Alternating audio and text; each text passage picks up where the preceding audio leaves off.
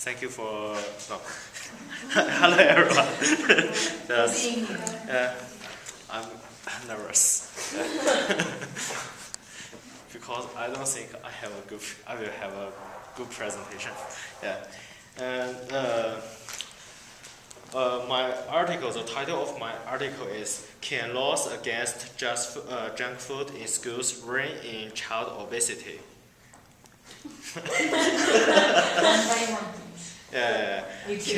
Can laws against junk food in schools rein in child obesity? Obesity, yeah. It's written by Alex Andrew Seiferling. It's hard to read that. And it's published by Times.com. And the date is August 13th, 2012. I think it's a really latest news. So, and the article talks about that most of all American states have no laws to against the junk food and the soft drink in schools. So, and the article is an easy article, simple article, I think. And the article gives us the studies, the research to show that the loss is important for a school, for children's, the health, the weight. And at the end of the article, and it tells us that laws do not mean everything. It also depends on the children's choice. And first of all, that is the most of laws just advise children to buy healthy food. And I think the laws is powerful enough if the laws said you shouldn't buy the junk food or soft food anymore. And I think everyone will buy the healthy food. But now the laws just advise you to buy the healthy food. So if I'm the children, I don't care about. I care about that. Yeah, I will buy whatever I want. And second one is the laws didn't limit the sugar or the fats of the food in the school cafeterias and the shops in the school. Never limited. And the third one is the article gave us the research that in two states, and one state have the laws, and the second state it doesn't have a law. So, and in the same grade, the fifth grade, and 39% of the children are overweight, and 21 of them are overweight when the research began. And in another state, another state without the laws, there's a 37% of the students who are overweight, and 21 of them are overweight, were overweight when the research begins.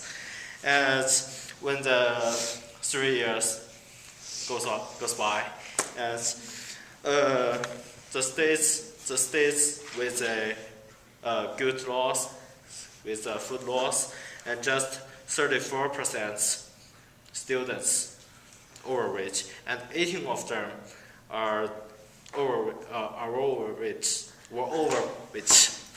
when the research began, and it's reduced 3%. And in another state, no change. So, and on the other hand, and the article tells us that it's a right for children to choose what food they want, but I think the government should let children to choose a good food, to choose a healthy food, not a bad food. So teach them to choose it.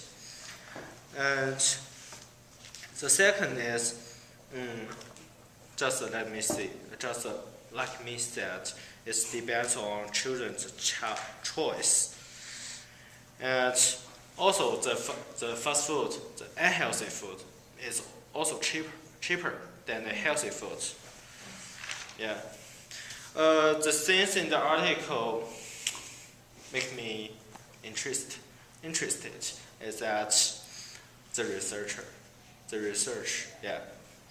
And I think, in my opinion, 3 years is a very short time for a child. I think they can get maybe more than 3 years. And if the laws can if the laws limits the children to buy the healthy food, not the fast food, and every 3 years will reduce 3% of the children who are overweight. So maybe 5 years, 15 years, or maybe a long time, and no more children will overweight in the USA. I think it's really good. Yeah. So the article is really helpful for me because it tells me the recently situation in the USA. And the biggest problem, I think the biggest problem isn't to just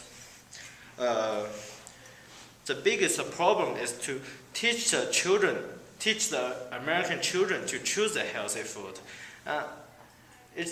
Each healthy food for the American is a culture. Really?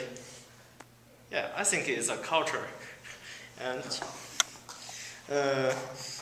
so it's difficult to teach them, to let them choose the healthy food, not the fast food.